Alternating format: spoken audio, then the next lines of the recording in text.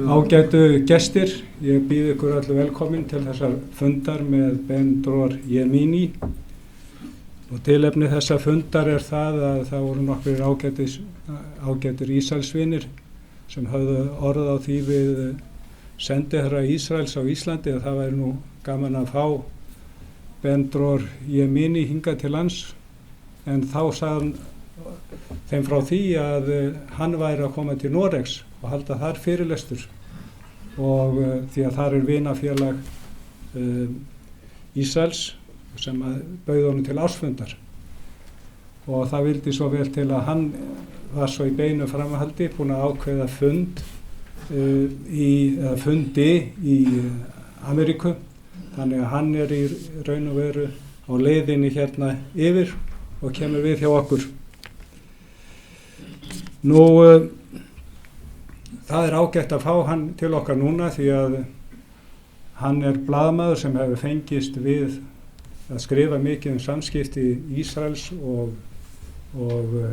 Palestínu sérstaklega og fréttaumfjöllun það málefni, og það hefur nú verið á Íslandi þannig að umræðan Ísrael hefur verið svolítið á einn veginn eins og þið þekkið mörg, og kristaðslaðist í því sem að gerðist hér daginn með samþykkt borgarstjórnar viðskiptabann á Ísrael.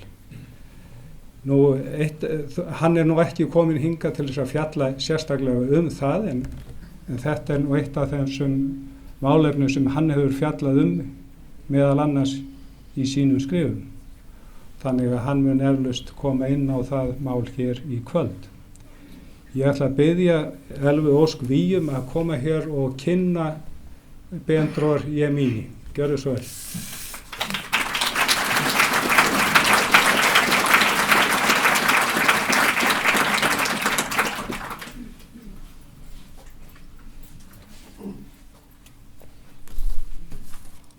Komið sæl.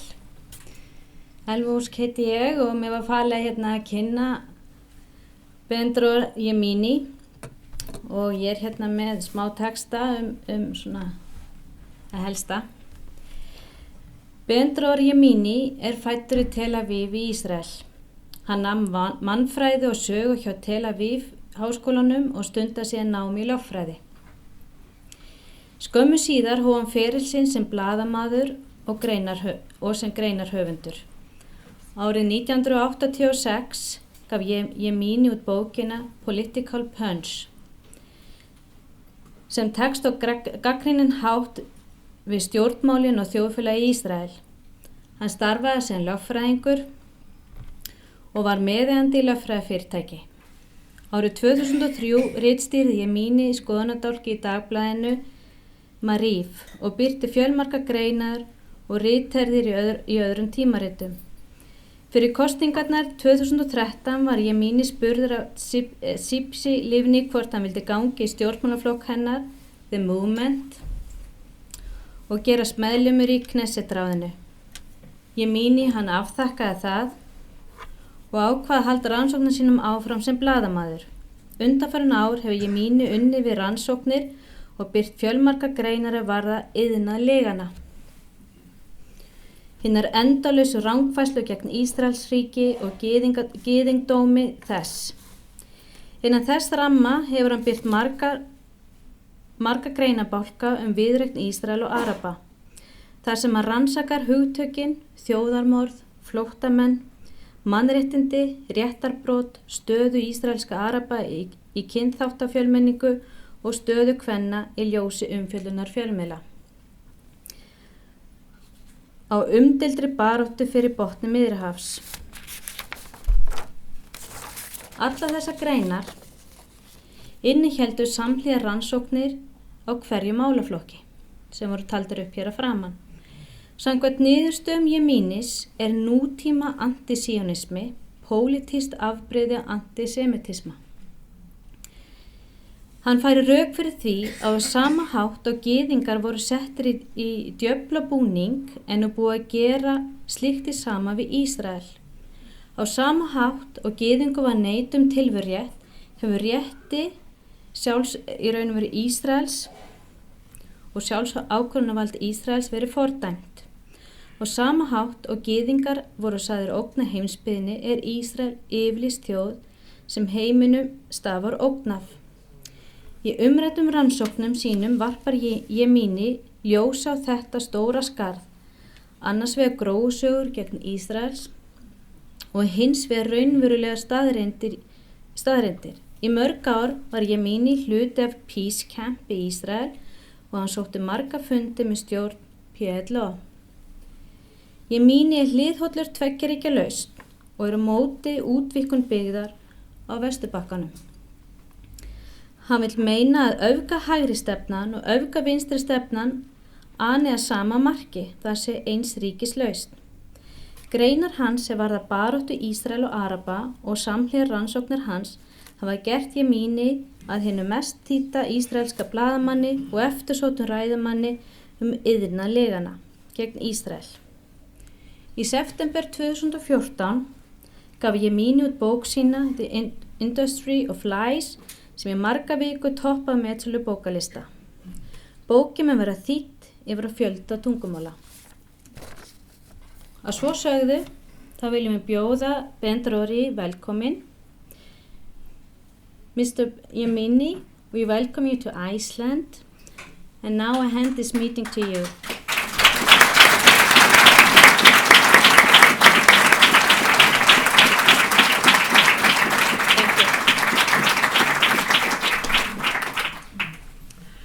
Good evening. I have to admit that I'm both excited and honored to be here among so many people. I'm excited because so many really arrived. I guess it was not expected. I'm honored because so many people want to know. And if you came here, you came because you want to know. If you came here, you came because you have not only open ears, but mainly, and much more important, open heart, in order to know something, in order to understand. And it doesn't mean that you have to accept whatever I'm saying. I hope you will do, but it's not the point. It's not the point. The point is to know about the Israeli-Arab conflict from another point of view, something that you do not receive, not from your media, not from your academia. And it's a problem. And I have to admit that for me as a journalist, to write a book against the two main bodies of information, media and academia, it was not simple. And it was not simple also because for so many years I was myself part of what we call peace camp. I'm a peace supporter, even now. I'm a peace supporter, I'm pro-Palestinian. I'm pro-Israeli, I'm pro-peace. I'm not against anybody. I have to emphasize it. It must be clear. And all those who speak so much against Israel, they are not promoting peace. They are not. They are just perpetuating the problem. They are perpetuating the suffering of the Palestinians. And some of them are suffering, we have to admit it.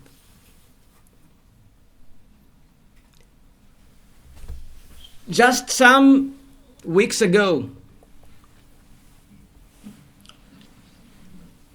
the city council of Reykjavik decided to boycott Israel. I was in Israel that time, and I just thought to myself, what do they know about the conflict? And of course, I read also the reasons why they decided to boycott Israel.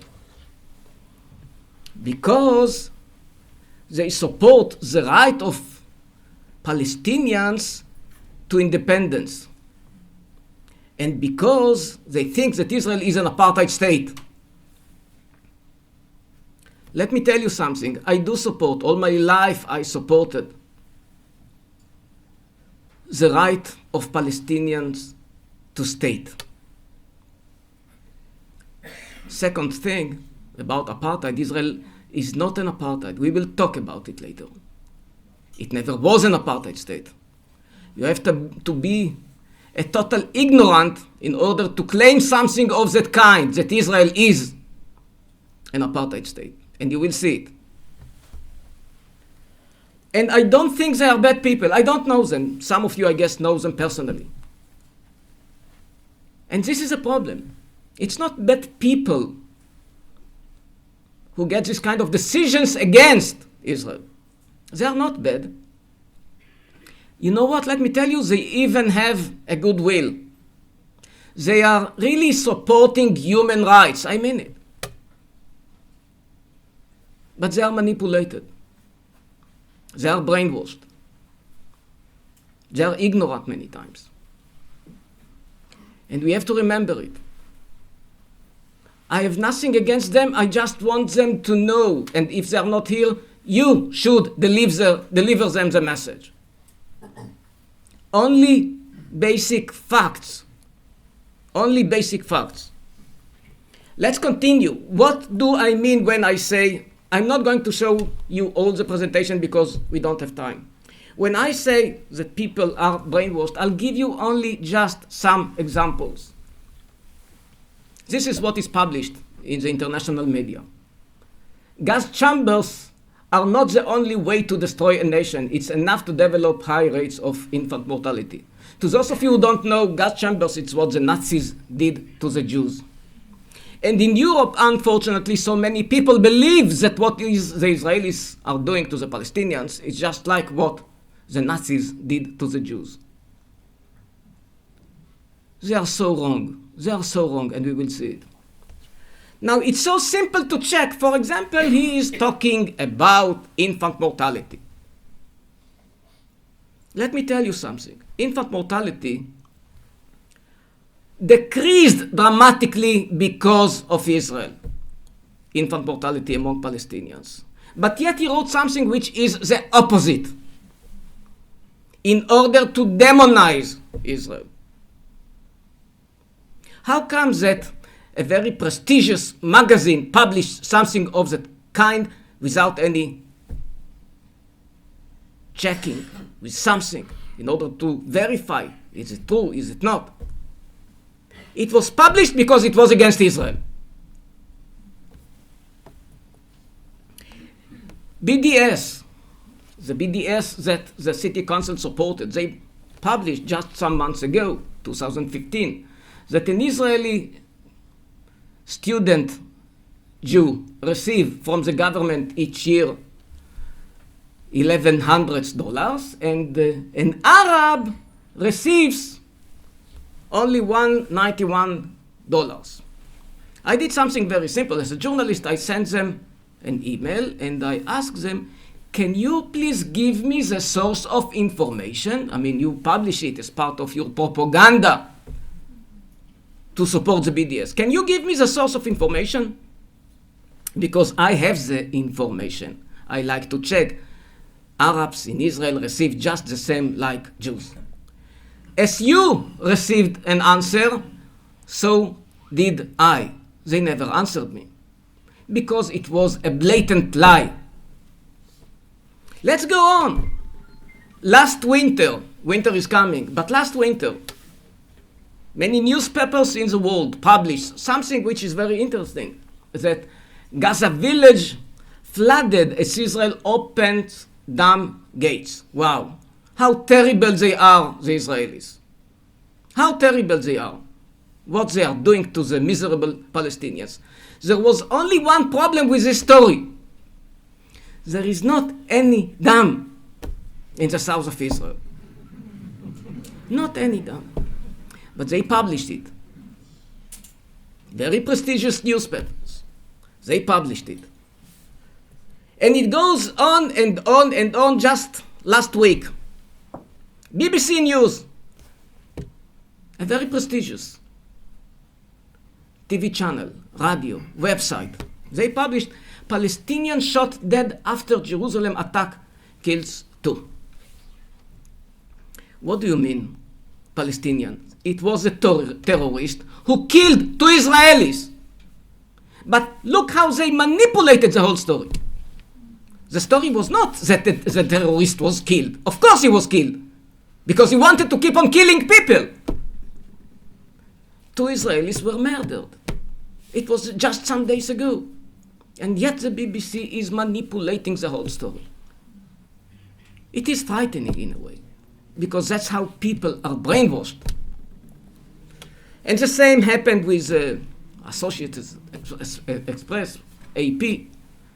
Israeli police shoot men at East Jerusalem. Yes, after he killed a 3-year-old boy. It was not mentioned in the headline. Manipulations, and I'm speaking about now.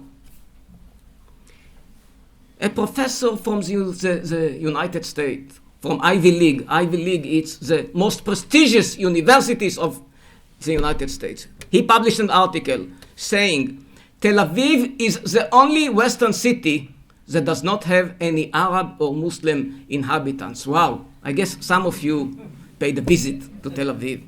Thousands. Some of my friends, some of my neighbors. But this is a Middle East professor in Columbia University. A very prestigious one, to those of you who know something about the United States. And he also published, a professor, Netanyahu, Prime Minister of Israel, called to expel the 1.6 million Palestinians who are Israeli citizens. Wow, I never heard my Prime Minister saying something of that kind. And he wrote about the speech that Netanyahu gave in the UN General Assembly in 2011.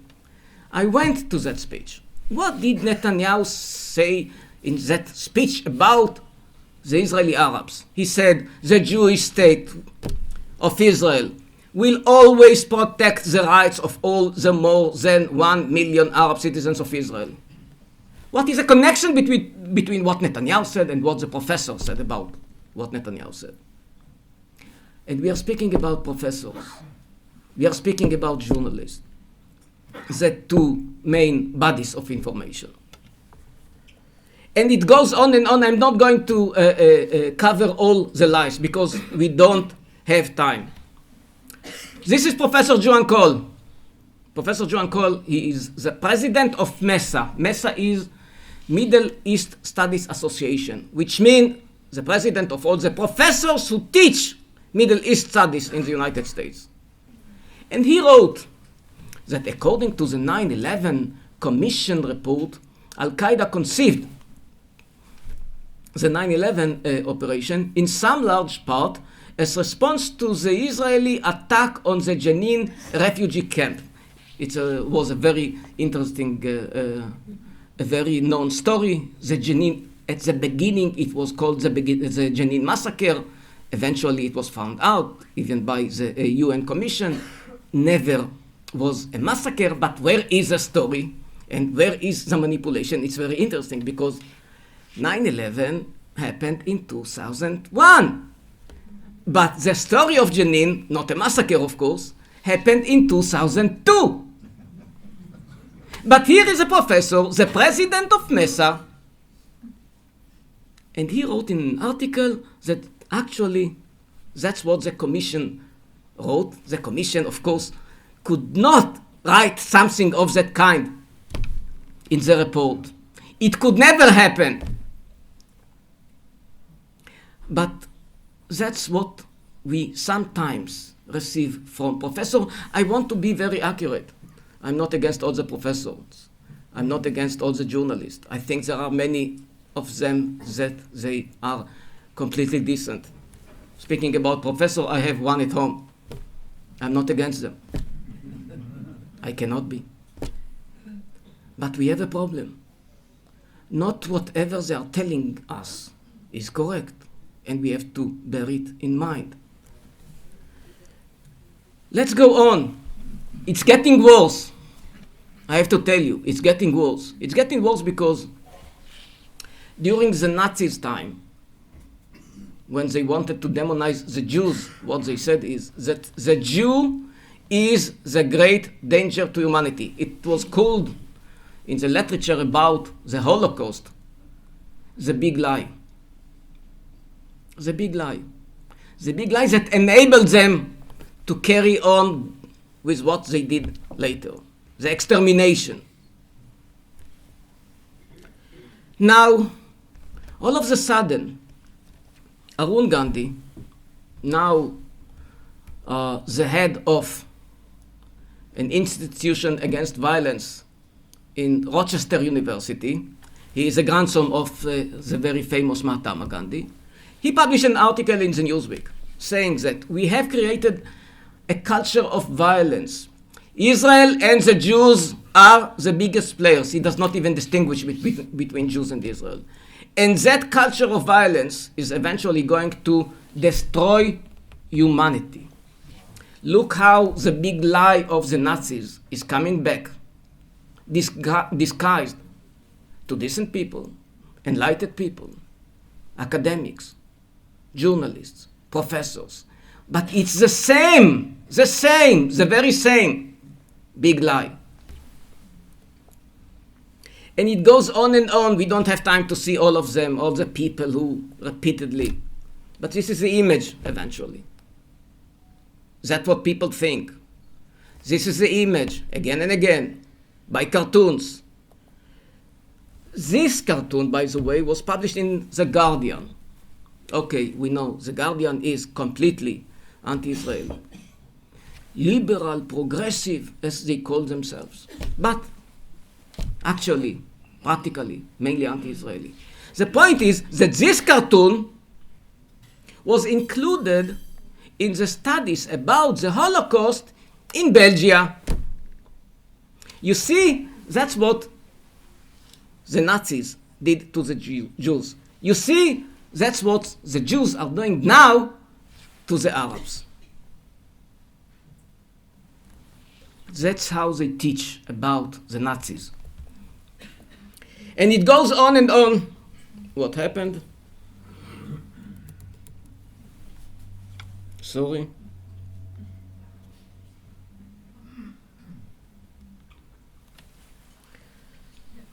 It goes on. Claire Short. She was a minister in Britain. A minister. And she claimed that the oppression of the Palestinian people is the major cause of violence in the world. Major cause. We will see immediately the figures, the numbers, what is the contribution of Israel to the violence in the world. We will see it. Because my main story is, what are the real facts? Here is what people say. What are the real facts? She even blamed Israel in the global warming. I have no idea what is the connection between Israel and the global warming, but when people are obsessed, it's all the way. And she is obsessed. And it goes on and on and on. This is what some leaders, like the president of Turkey, said. Israel threatening global peace. Again, the same kind of idea. The big lie of the Nazis is repeating itself. And it goes on and on. Here is the outcome. You see demonstrations in Europe where jihadists and radical left-wingers are marching together with slogans like Hamas, Hamas, Jews to the Gaza. We are speaking about now. We are not speaking about the Nazis. We are not speaking about what happened in the 30s and the 40s. And you see, respected people, they call themselves liberals, progressive, march together with jihadists that they say publicly, openly, we want to destroy Israel. We want to exterminate Jews. And they are marching together. Now, it's not that only, some professors, some demonstrations, some journalists. Eventually, we see the outcome. The outcome is the city council decision. The outcome is expressed in public opinion polls, which are frightening. Which state has the most negative influence in the world? Israel. When people are brainwashed, they begin to believe in what they see. Not because they are bad people, because the brainwashing machine is working, is prevailing, and we cannot forget it. It's the same, so on and on in many other polls in other countries. We don't have time to go. Now, what I want to do now is just, in short, to show you what is the reality. What is the contribution of Israel to the violence in the world? Since the Second World War, something like between 86 to, going to another research, it's 100, almost 200 million people were killed in conflicts. It's very sad. Out of them, 12 million people only in the Muslim and Arab world. Most of them were killed by Muslims and Arabs.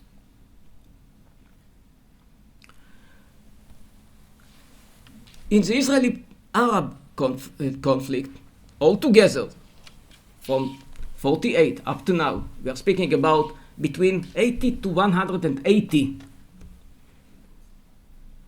Arabs that were killed, which I'm not proud about one of them. Don't misunderstand me. I'm just showing you the numbers and the proportions. I'm not proud about one of them.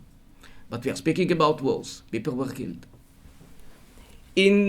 Since 67 up to now, in the Israeli control over Gaza and West Bank, including the last operation in the summer, Protective Edge, including the operations that was before, we are speaking about between 11 to 12,000 people that were killed, which again, I'm not proud. I'm sorry about each one of them. I'm just giving you the proportion. What is the contribution of Israel to violence in the war? And the outcome is very simple. It's 0.00006, something like that. Which means that the contribution of the Israeli-Palestinian conflict to the violence in the world is about zero. Statistically, we are speaking about zero. But yet, remember just the survey, the poll that I showed you? Israel is in the first place. What a tragedy. What a huge gap between the reality and what people think. And what is the outcome? The outcome is Hamas, Jews to the Gaza. The outcome is the city council decision that the problem is Israel.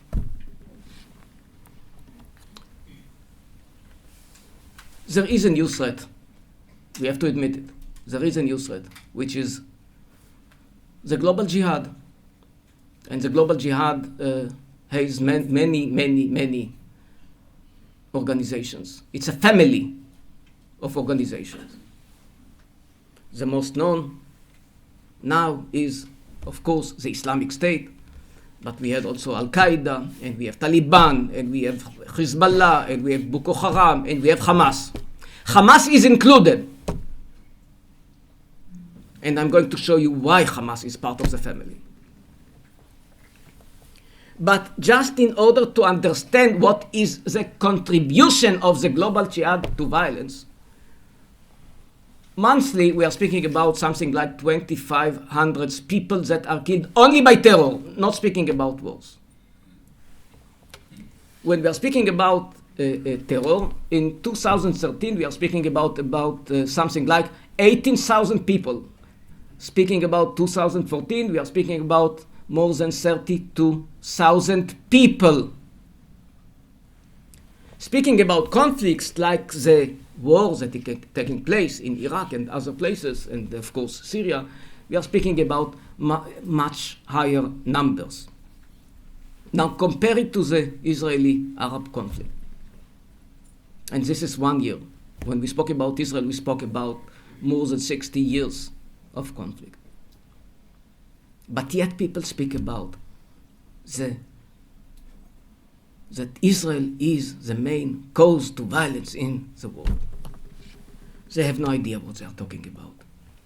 And it goes on and on and on. We don't have time to go to all but the threat is there. And we have to bear in mind one more thing, because we get to the connection between the Islamic State and the Hamas. The global jihad is not against Iceland and not against Israel and not against Norway and not against Denmark. They are mainly against their fellow Muslims. Who are the victims of the global jihad? It's not Israelis, let me tell you. Here and there we have this kind of Charlie Hebdo once a year. But the victims, thousands of them every month, are Muslims. They are the victims, totally forgotten. Because people always put the blame, it's because of America, it's because of Israel, it's because of occupation. Not at all. Most people that are killed and most people who kill don't even know where is Israel on the map. What do they know, the people in Nigeria, about Israel, or in Somalia, or in Yemen, or in Pakistan, or in Afghanistan, or even in Syria? But yet they kill each other, nothing to do with any other conflict. There is a problem. We cannot ignore it. Islamists kill Muslims. It's a mass killing. Did you see any demonstration? In London, in Paris, in Amsterdam, in New York? Zero. Did you see demonstration against Israel? By thousands. Who is killing Muslims? Israel is killing Muslims. About zero. They are killed again and again. They are killed every day by their fellow Muslims. Nobody is demonstrating. Nobody is saying a word. The impression that is created is that there is a conflict, but somehow it is connected to Israel, and maybe Israel is killing Muslims. Not at all. It's not the story. Here are the numbers. And it goes on and on. Now, many times,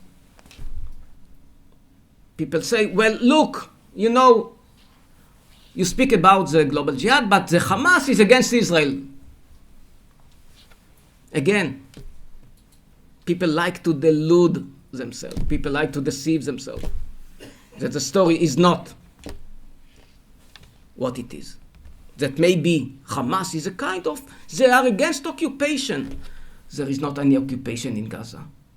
When Israel disengaged from Gaza in 2005, we all wanted the Palestinians of Gaza to prosper, to do something for themselves.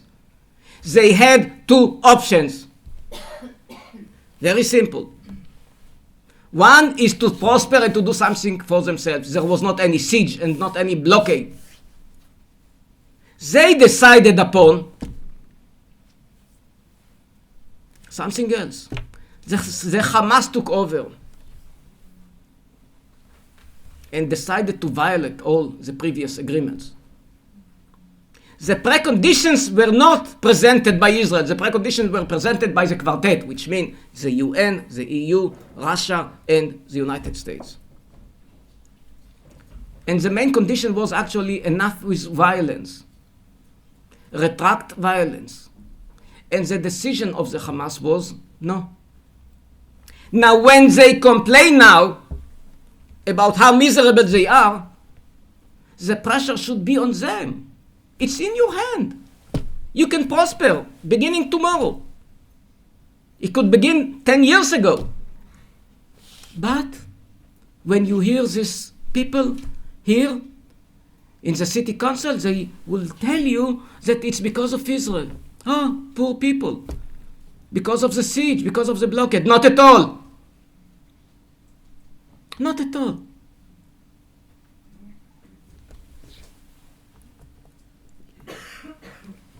The leader of the Islamic State, and now I want to show you the connection between the Hamas and the Islamic State, declared about a year ago, more than a year ago, that Rome will be conquered.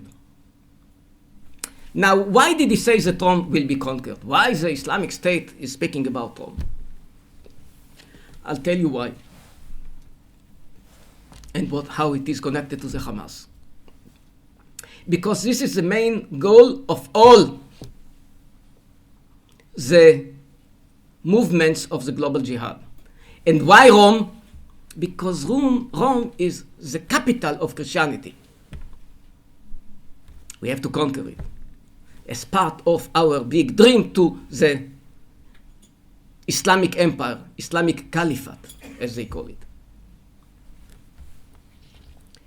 The point is that before Abu Bakr al-Baghdadi, we are speaking about the leaders of the Hamas. You can listen and you can read. أملنا في الليل كبير أن يأتي اليوم الذي لا نحقق انتصارا في فلسطين، وإنما أملنا أبعد أن نقيم أو نرفع علم الخلافة على دولة الفاتيكان وهي روما الآن تحقيقا لحديث النبي صلى الله عليه وسلم ستفتح القسطنطينية. He's speaking about the Vatican. He's speaking about the Rome because as one of the leaders of the Hamas, he's speaking about the capital of Christianity.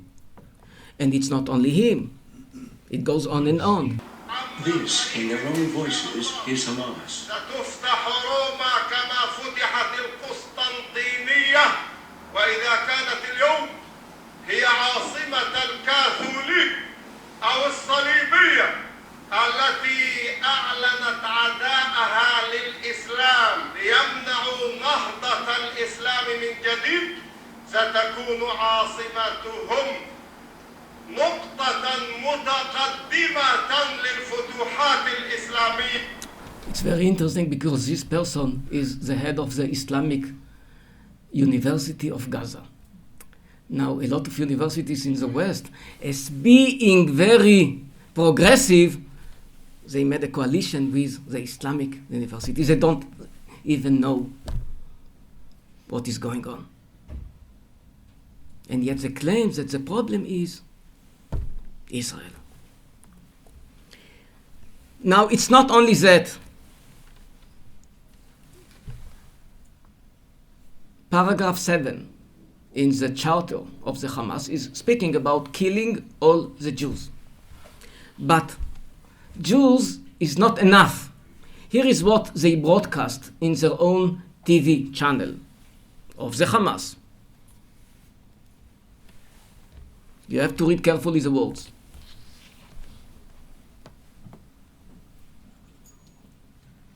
اللهم يا ربنا ويا مولانا ويا سيدنا اهزم أعداءك وأعداء الدين في كل مكان. اللهم عليك باليهود ومن هاودهم والنصارى ومن ناصرهم والشيوعيين ومن شايعهم. اللهم أحصهم عددا واقتلهم بددا ولا تغادر منهم أحدا. This kind of brainwashing, of promoting the idea to kill all the Jews and all the Christians, it's not only in this kind of program. The children programs are full of that kind of stuff. And it goes on and on. And global jihad is spreading. And I know that something happened today here in but this person that maybe you don't know him, and I guess some of you do know, Salman Tamimi, is actually a kind of supporter of the Sharia law, a kind of supporter of the Islamization, a kind of supporter of the Hamas. And he is the head of the Muslims here. What a tragedy for the Muslims. For the Muslims that someone like that is representing them. Because I do believe that most Muslims are decent people, but they are kidnapped by that kind of leaders, of activists. And it goes on and on and on. Speaking about the basic problems of the conflict, you might hear again and again that Israel created the problem of refugees, the ethnic cleansing of Palestine, the Nakba, as they call it. And in many universities all around the world, Nakba, so many demonstrations about what happened. So let me tell you something. First of all, I want you to something about what is the Middle East. This is the Middle East. This is, the Muslim world.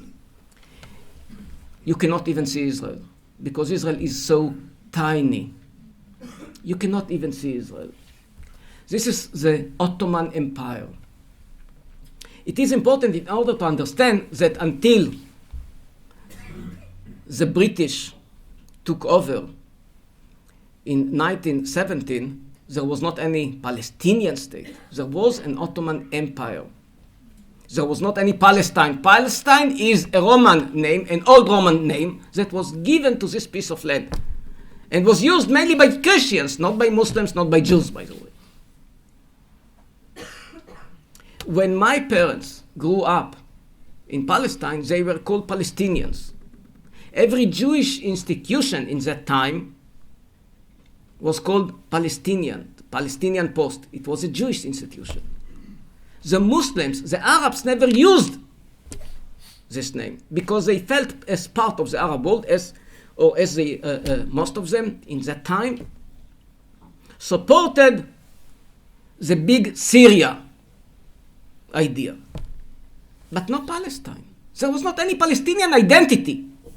There was not any Palestinian people ever. It doesn't mean that I do not respect them today. If they have the will for self-determination, I am respecting it. Don't misunderstand me. I'm talking now about history.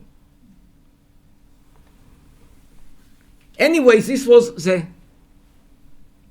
Ottoman Empire. And in the Ottoman Empire, you had some districts. It was called Sanjaks. But again, nothing to do with Palestine. There was not any connection. I mean, people in the what is now Israel, in the north, were connected to the Sanjak of Beirut or of Damascus. Nothing to do with Palestine. And people of the south belonged mainly to Egypt. And people of the center belonged to what is Amman.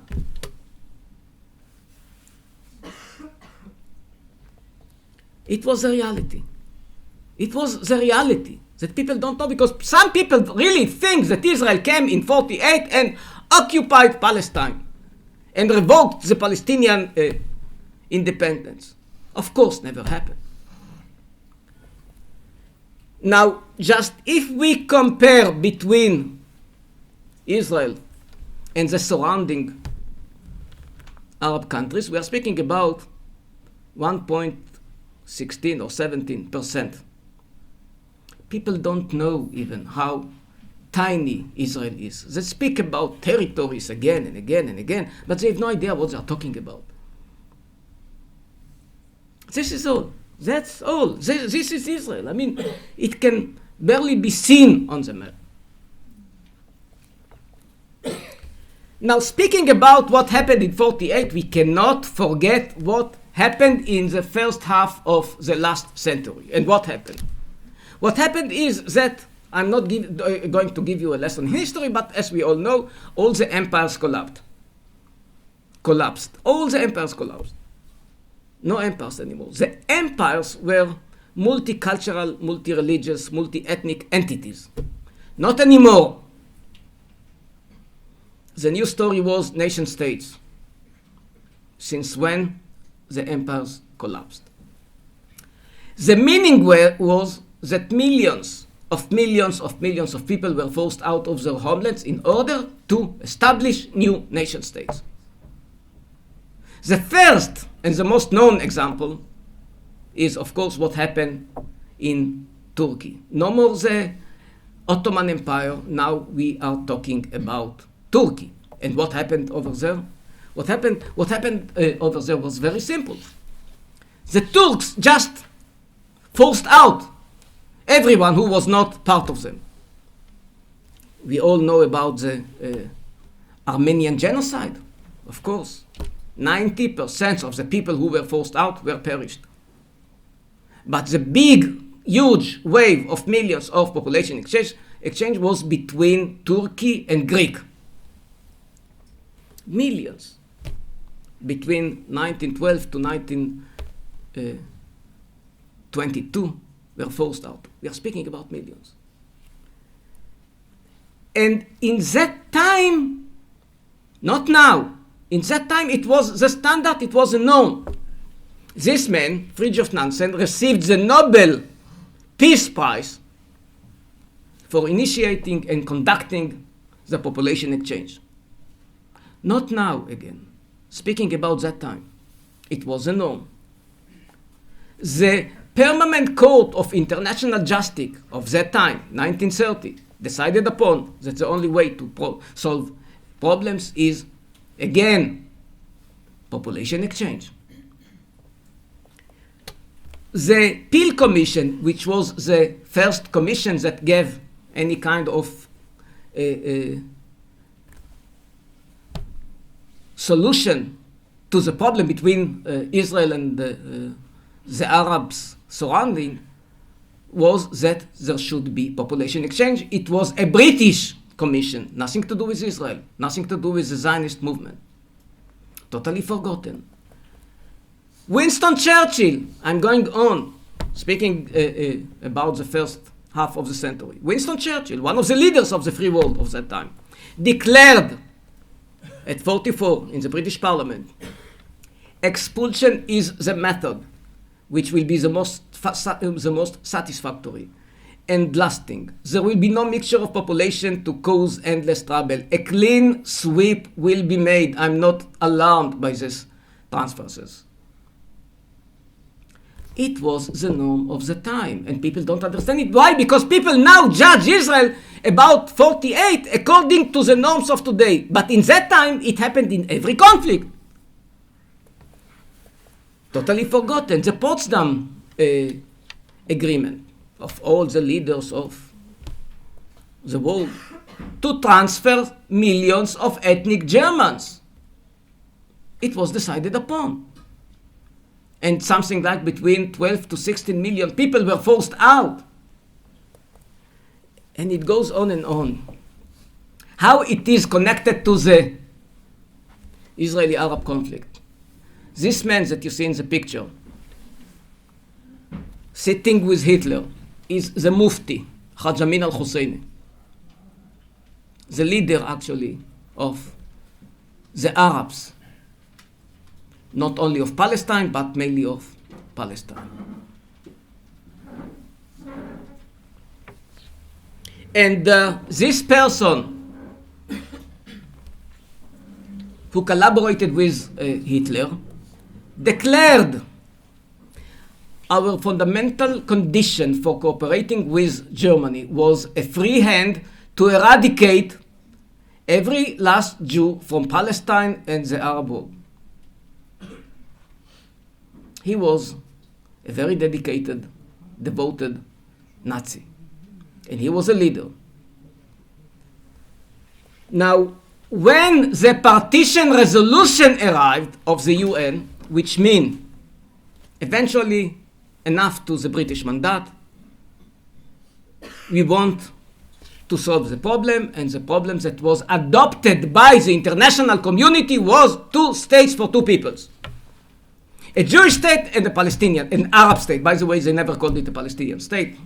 I explained it already. 2-state solution. 2 states for 2 peoples solution. Israel accepted it. Israel never existed in that time, but the Jewish leadership in Palestine said yes. It was rejected upon by all the Arab countries. By Egypt, by Jordan, by Syria, by Iraq, by all of them. Totally rejected. They decided in that time to wage a war of extermination against the not even born state. Can we forget it? Can we forget that the leader of the Palestinians was a devoted Nazi? I'm just trying to, I spoke with my father, I was not alive in that time. And he told me, he was a young soldier in that time, 48. He told me, of course we were afraid. What do you mean? All the Arab leaders around us are saying again and again, we are coming in order to exterminate you. And it was 3 years after the Holocaust. Just in order to understand the circumstances. And yes, let me tell you, people were forced out. There was not any massacre, but people were forced out. But there is another side of the story that is totally forgotten. Because there were hundreds of Jews, about 1 million Jews in that time in Arab countries. They decided upon, the Arab League, the Arab countries, to turn them to be hostages of the conflict. And they decided upon to confiscate their property and to take so many measures against them. And actually, a lot of massacres, pogroms took place against Jews in the Arab countries. And the outcome eventually was very simple. 700,000 Arabs, more than 700,000, became refugees, but a bigger number of Jews also became refugees. I'm not speaking now about refugees from the Holocaust. I'm speaking only about refugees from Arab countries. Totally forgotten. We all know about the Nakba, the Palestinian Nakba. Nobody knows about the Jewish Nakba. One more case actually of population exchange, just like what happened in so many other conflicts. Totally forgotten. When they came to Israel, they lived as refugees. Altogether,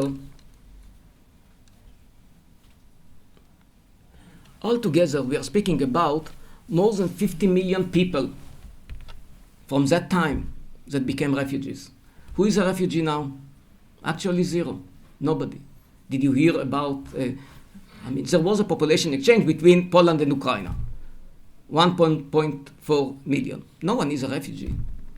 More than 12 million people, ethnic Germans, from Poland, from Czech Republic, from other places.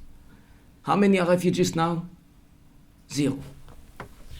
How many of the Jews who were forced out from Arab countries are refugees right now? Zero. How many of the 40 million people that were forced out, India and Pakistan, in 48, the same year, how many of them are refugees? Zero.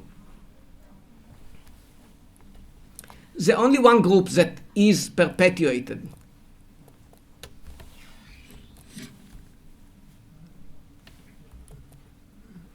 as refugees, and it's growing and growing and growing, is a Palestinian one.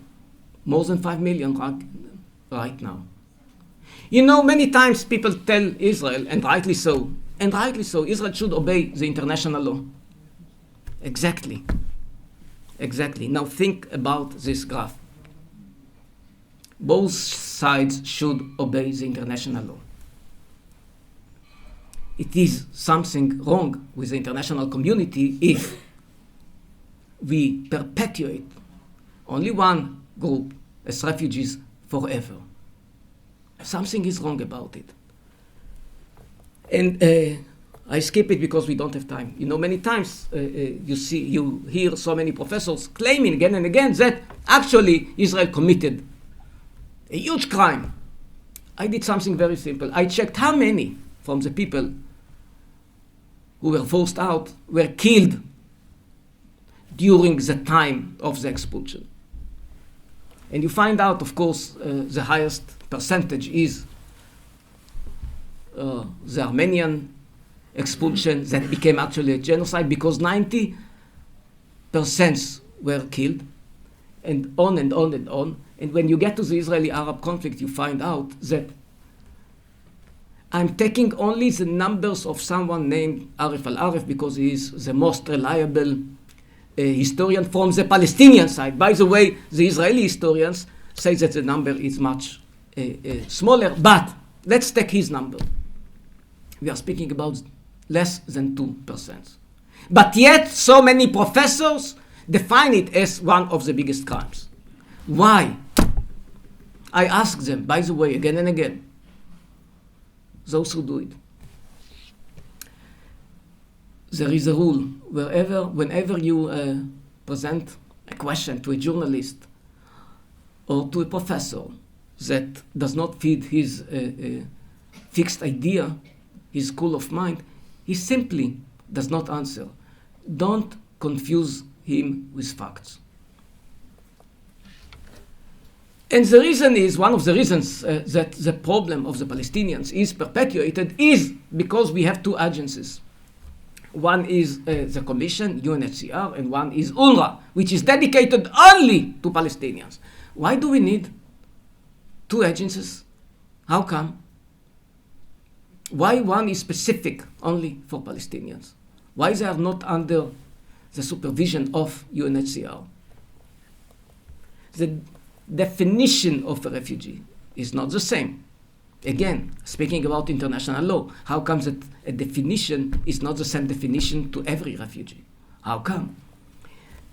Everything is different between UNRWA and the UNHCR. We don't have time to go to all the details. I know only just one thing, that the outcome is that the Commission took care of more than 50 million people, and no one is a refugee now. I'm not speaking about the new waves that they have now, of course. And Palestinians, it's the opposite. From 700,000, we are speaking about more than 5 million. This is a tragedy. This is how the international community perpetuate the problem instead of to solve the problem.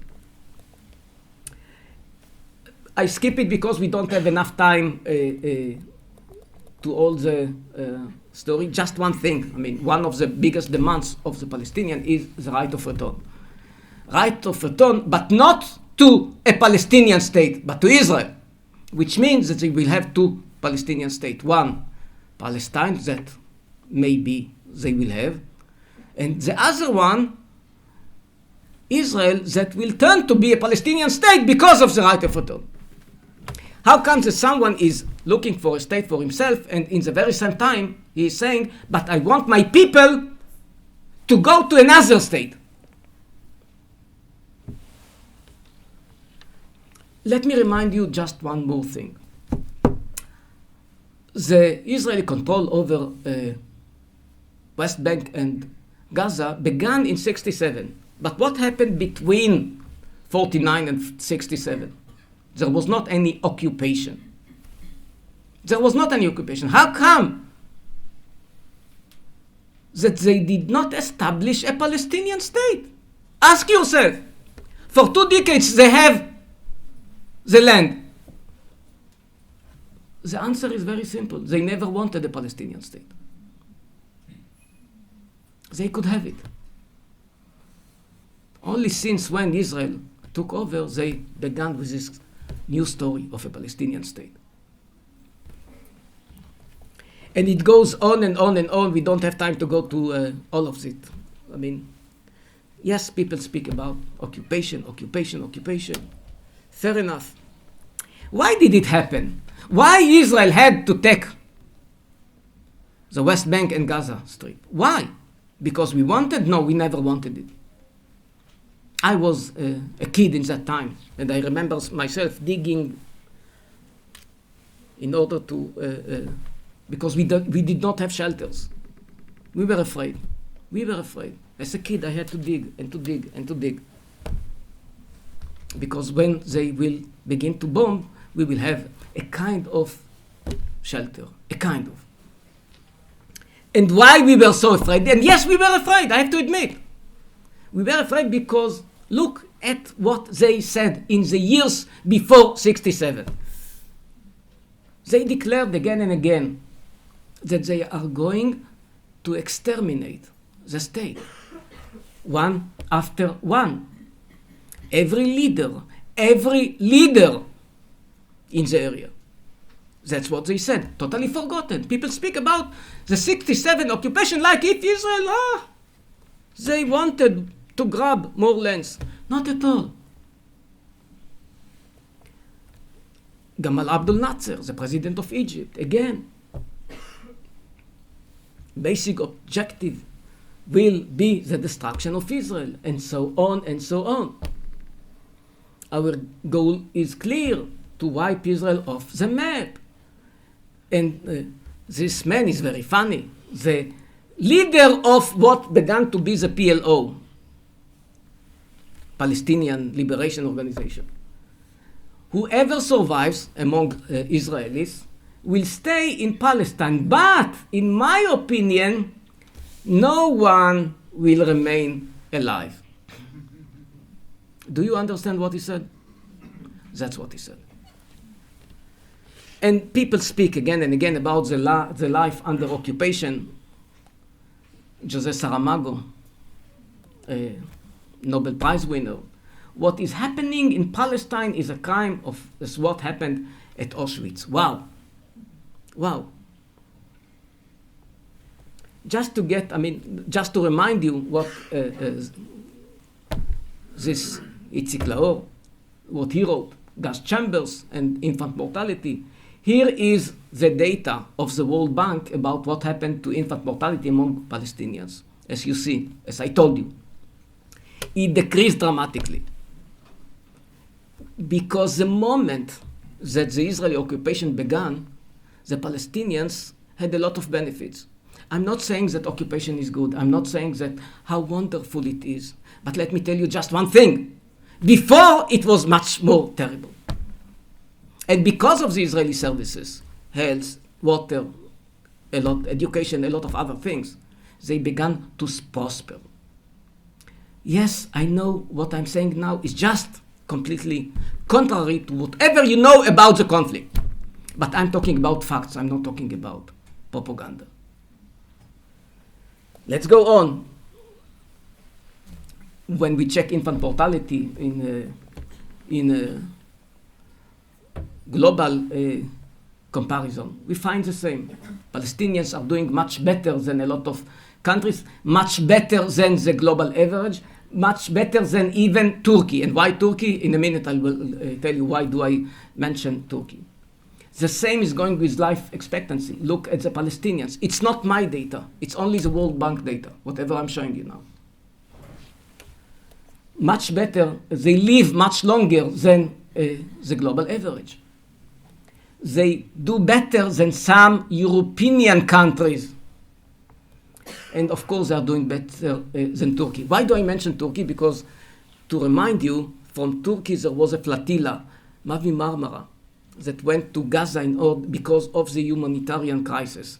Actually, when you check the data, you find out that it had to be the other way around, from Gaza to Turkey, speaking about humanitarian parameters. And the same is going with education, and when the territories were occupied in 1967, according to them, there was not even one high education institution. Not even one, according to them, not according to me. Right now, the Palestinians have the highest, listen carefully, the highest per capita rate of university graduates in the Arab world. Again, unbelievable. It's not what the newspapers tell you. This is the reality. And it goes on and on when you compare the data in the World Bank. And so on and on. I have to skip because we don't have time to see all of the story. Just some words about the peace process. People again and again blame Israel. Just to remind you, in the 90s, we had the Oslo process. And many of us were optimistic that a new chapter is beginning. A chapter of peace between Israel and the Palestinians. And we had a lot of hopes.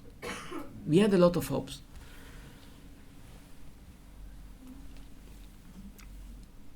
At 2000, there was a summit, the Camp David summit, where Ehud Barak, in that time the Prime Minister of Israel, Yasser Arafat, the President of the Palestinians in that time, and Bill Clinton convened in order to achieve peace.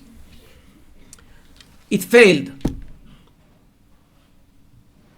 Some weeks of negotiations did not result with an agreement, unfortunately. But something happened in that time. The two sides asked Bill Clinton, the President of the United States, to deliver his own proposal and to put it on the table. It took some weeks, and he did. The Clinton proposal, to those of you who don't know, it's 2 states for 2 peoples, almost 67 borders, almost. He left the big blocks of settlements with Israel, but they were compensated. And it was on the table. Something very interesting happened in that time.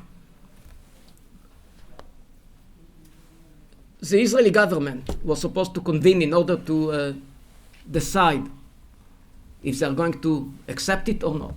It was a very dramatic decision, a very dramatic meeting, because there was a huge debate. Israel is a democracy, and there was a huge debate.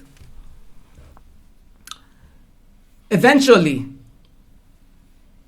after something like 20 hours meeting, the Israeli government decided upon to accept the Clinton proposal.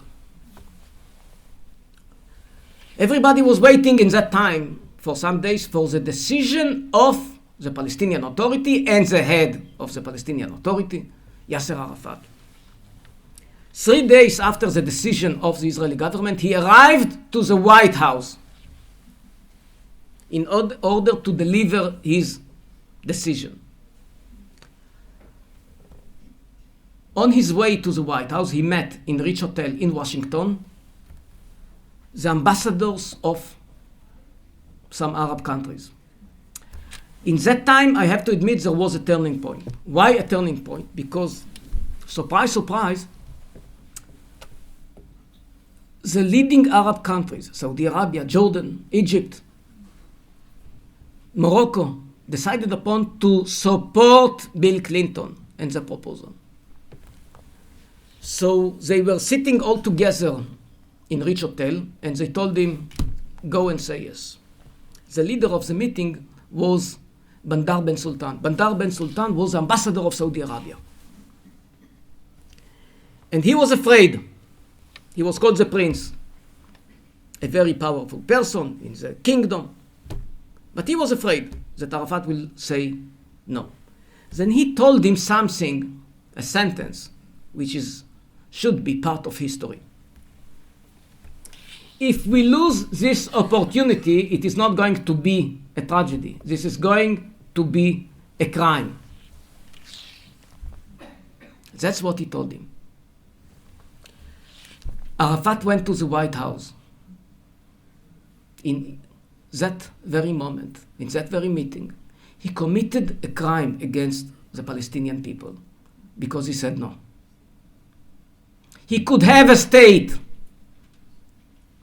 an independent state. They did not want a state. So don't blame again and again Israel. Why we don't have peace?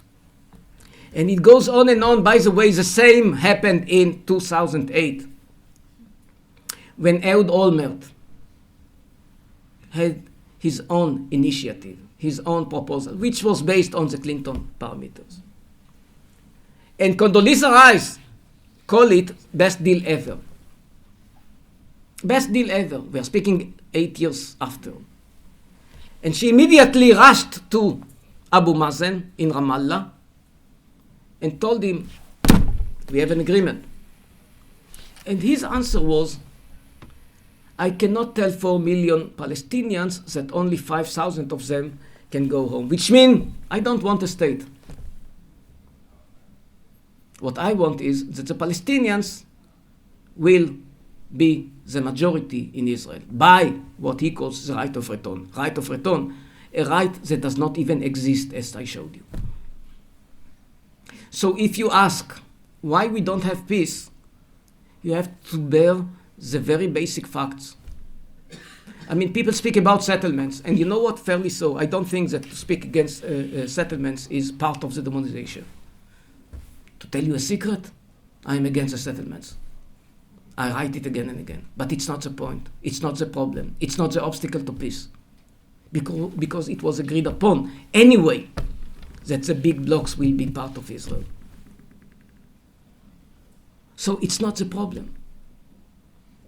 The problem is the Palestinian fantasy about right of return, which means right of return, let's make it clear.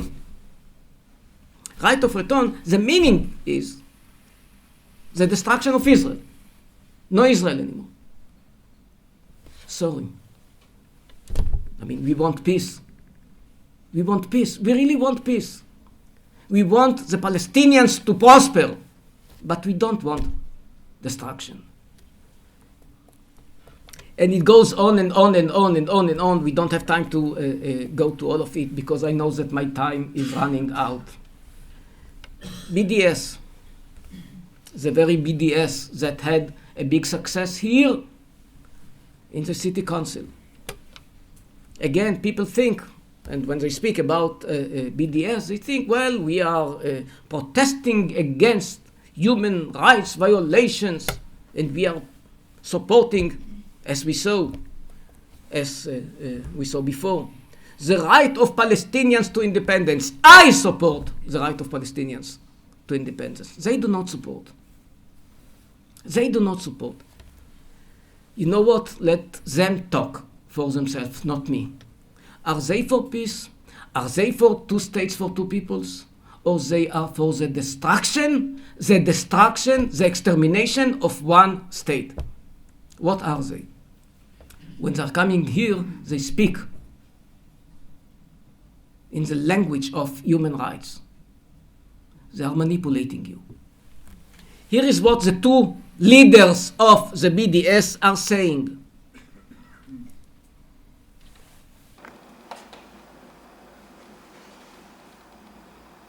The two-state solution, as typically expressed, is nothing more than a last-ditch plan to save Zionism. I clearly do not buy into the two-state solution. It is not just pragmatically impossible now. It was never a moral solution to start with.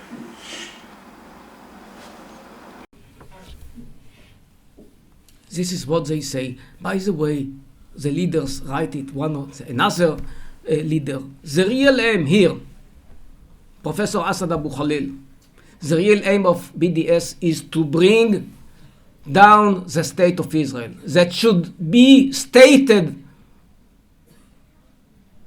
publicly. He doesn't even want to hide it. And it goes on and on and on. We don't have time to see all the Hamas charter, BDS, they are the same. It's very interesting, something that you tend to forget. Palestinian Authority is against the BDS. You will ask yourself, how comes that the Palestinian Authority is against the BDS? Very strange. How comes that Abu Mazen declared that he is against the BDS? Because the BDS is supporting Hamas. Hamas is against the very existence of Israel. And there is, of course, a war between the Hamas and the Palestinian Authority. So what Abu Mazen understands, the city council of Reykjavik did not even understand. They did not support human rights. They did not support Palestinian independence. They supported a group of people that manipulate everybody when actually what they want is the same thing of what the Hamas is striving for. But people are manipulated. And it goes on and on as part of the campaign of the BDS. They say that Israel is an apartheid state. It was the second story that was presented by the city council. This man, we saw him already, one of the two leaders of the BDS, Omar Barghouti, surprise, surprise. He wants to boycott Israel, but he is a PhD student where? In Tel Aviv University. Unbelievable, I know. What a hypocrite. Just to show you some of the realities of the apartheid state, as they call it. Miss Israel was Rana Raslan. She's an Arab. Mira Awad, an Arab, represented Israel in the Eurovision. Wow, what an apartheid state.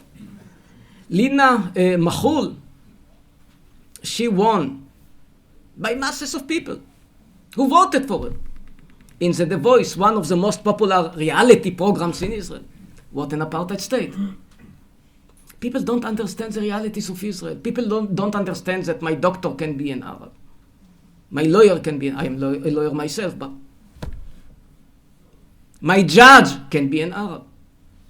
But they yet call it an apartheid state. Supreme Court judge, Salim Jubran, an Israeli Arab. And Moshe Katsav, who was the president of Israel, he was taken to court because of what he did. Rape.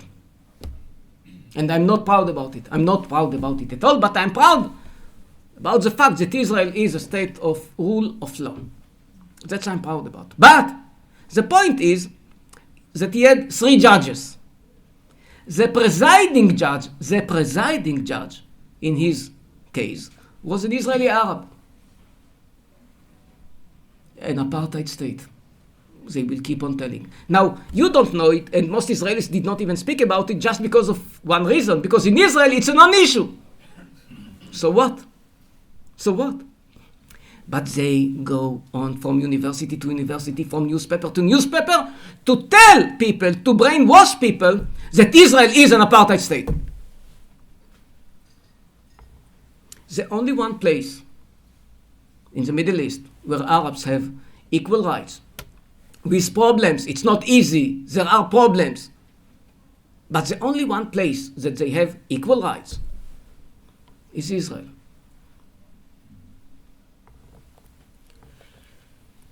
By the way, most of them want to be Israelis. Most of them are proud in Israel. Of course, we have groups among the Arabs that support the Hamas, and of course, they are making a lot of mess from time to time. But most of them are proud to be Israelis. Last chapter, and here I finish. It's time to. Human rights. We hear about it again and again and again.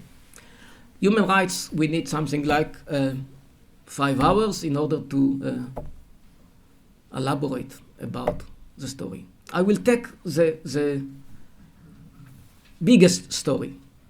Biggest story was the Goldstone report. Goldstone report, to those of you who don't know, was published after the Castled operation. A report that was conducted by a commission that was nominated by the Human Rights Council of the UN, with a majority against Israel, not against Israel, but a majority of dark regimes, but they had a commission. And the commission, headed by Goldstone, Richard Goldstone, a judge from South Africa, published the 600 pages report. You did not read it, but I had to read it as part of my work. But to tell you the 600 pages, to summarize it to one sentence, it was that Israel intentionally, deliberately killed innocent civilians. I know myself. I know my friends. I know my colleagues. I was a soldier. I mean, for me, it's even, I mean, it's embarrassing. It's really embarrassing even to tell you, come on, we do everything, but everything in order to prevent any harm to civilians, any harm to children. But don't take my word. Let's check the basic facts that can be checked, and I'm going to show it to you.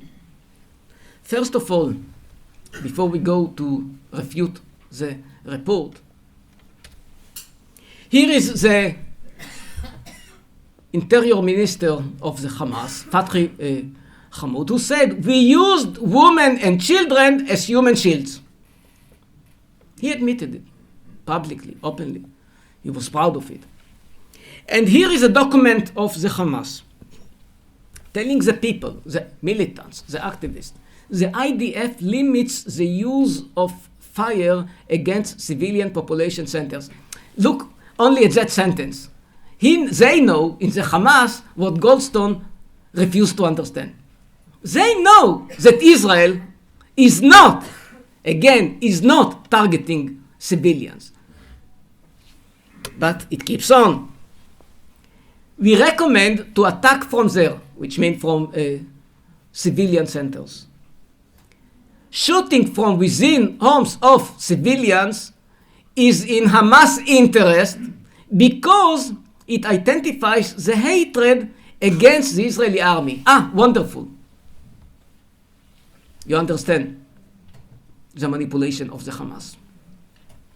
By the way, according to the Geneva Convention, that people speak again and again, like if Israel is violating the convention, R28 says that the presence of a protected person may not be used to render certain points or areas immune from military operations. Clear cut. Totally forgotten. And it goes on and on and on. Goldstone was asked again and again when he published the report, the same question, and rightly so. He was asked, look, you know, many armies in conflict, they kill also civilians because it's part of the battlefield, not because they want or don't want, but because it's the battlefield. And he was asked, and I want you to listen to two of his answers. You know, the U.S. and its war on terror carpet bombs Afghanistan and Iraq and hurts innocent civilians. Is the U.S. then guilty of war crimes? Well, certainly if war crimes were committed, of course they should be investigated. Any war crime should be investigated. And, you know, I don't with respect accept your description of what they did. It's something obviously I haven't investigated. But nobody should be exempt from being accountability. Unfortunately, if one's a political realist, the powerful are often exempt more than the weak. But that doesn't mean that the weak should be exempt. He was asked again the same question by Bill Moyers, a very prestigious journalist in PBS, the public service in the United States. And we have to... What happened?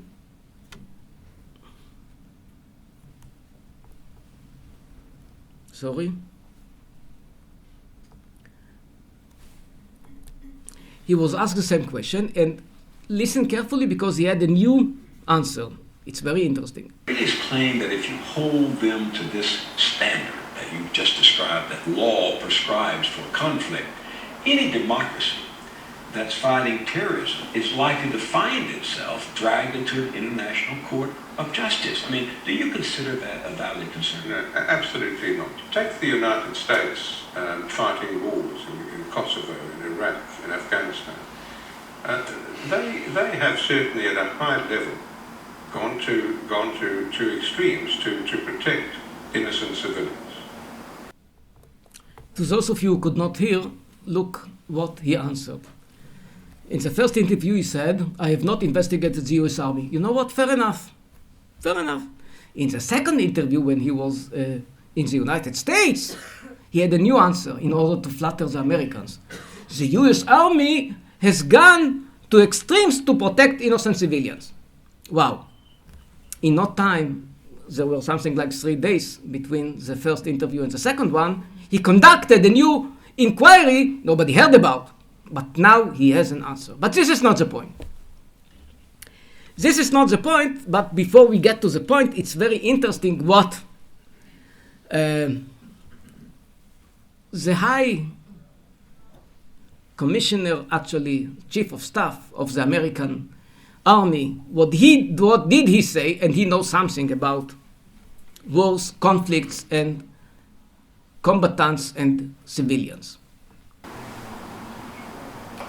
Israel went to extraordinary Do you hear all to that? limit collateral damage and civilian casualties. In fact, about 3 months ago, we asked Benny if we could send a lessons learned team.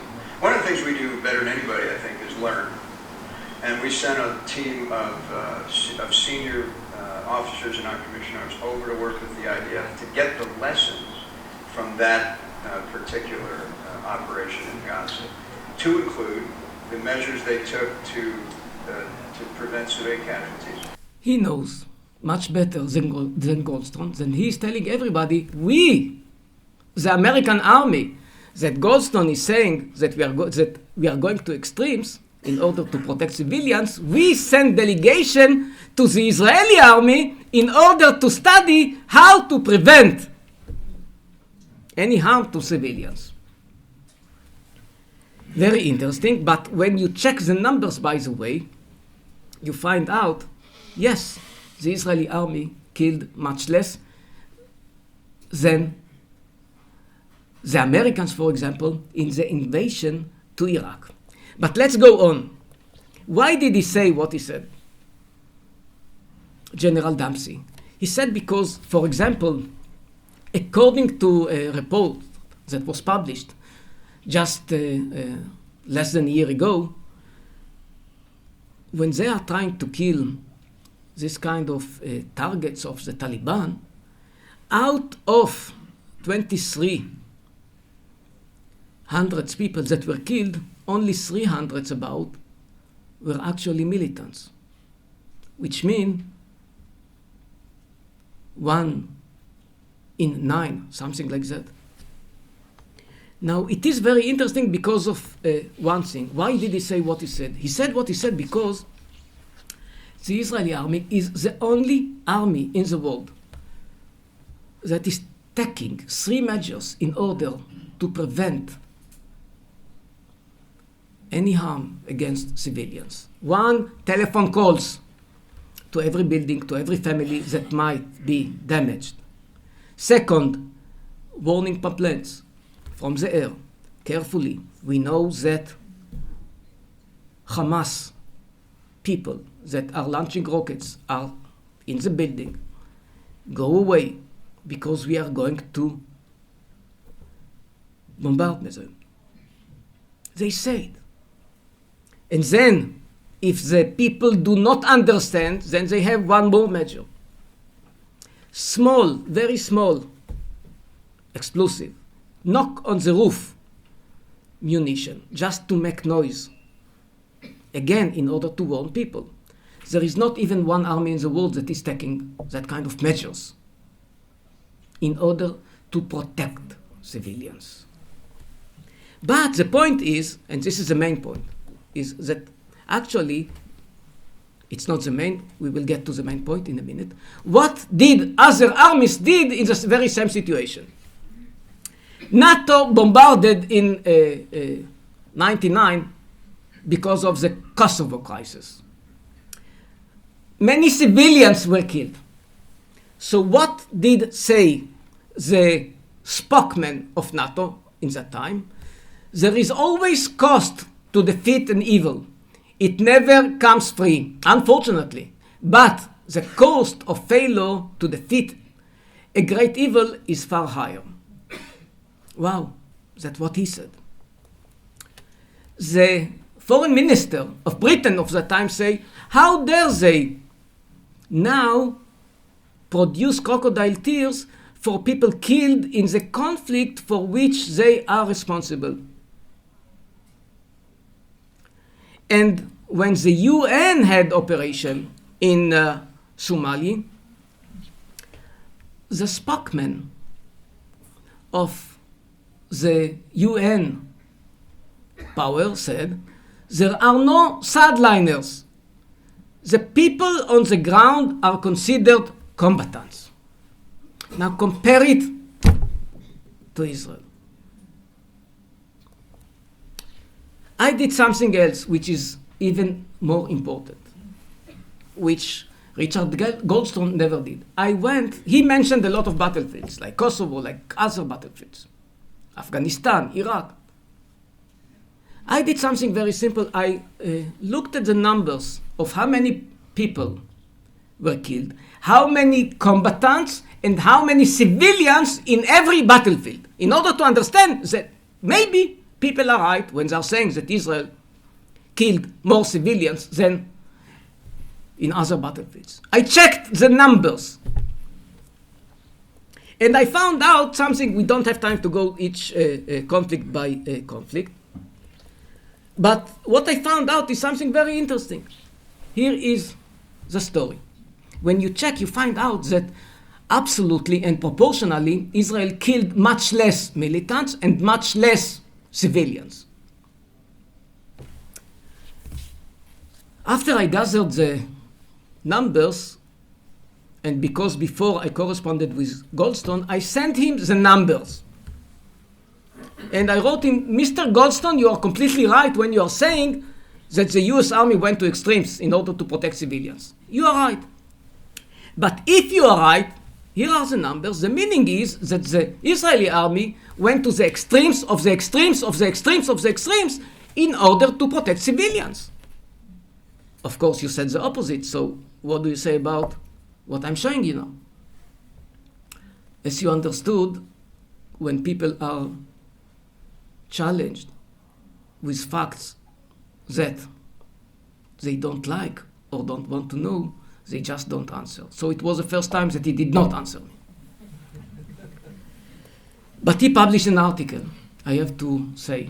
He published an article. And his article, he said, he wrote, not because of me, but because of a lot of other things.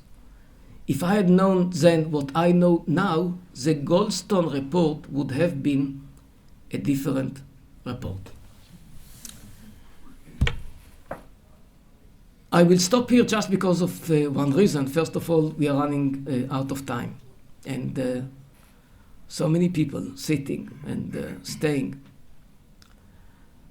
I have to stop here just because of one more reason. Because what he said, actually, it really summarized all what I wanted to say. Because what I want is people to know. I want people to know, to understand. And I have to emphasize, it doesn't mean that Israel has any exempt from criticism. It doesn't mean that Israel is perfect. We are human. We are just like any other nation. We do our best in order to prevent any damage to civilians. We do what we can, but this demonization campaign is unbearable. It's not good for the free world. The story is not Israel, believe me. And you have to understand it, the story is not Israel. The story is that we have a problem with a new monster, there is no other name, of the global jihad. And this global jihad is brainwashing people sometimes. And this global jihad, sometimes they even have useful idiots. And we have to understand the realities. If we want to be in favor of Palestinians, of Israelis, of peace, we have to understand the realities. Thank you so much for listening.